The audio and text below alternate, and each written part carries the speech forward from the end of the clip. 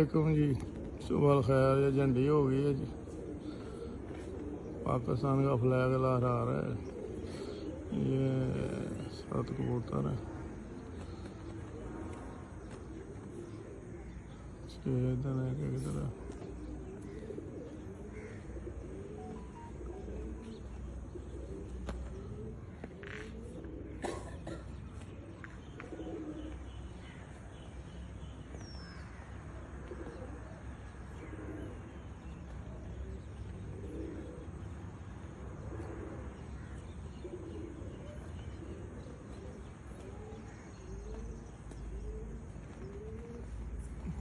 ये पे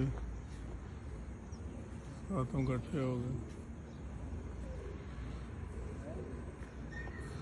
अल्लाह खैर। बेस्ट ऑफ लक जी शाकिर साहब, राशिद साहब।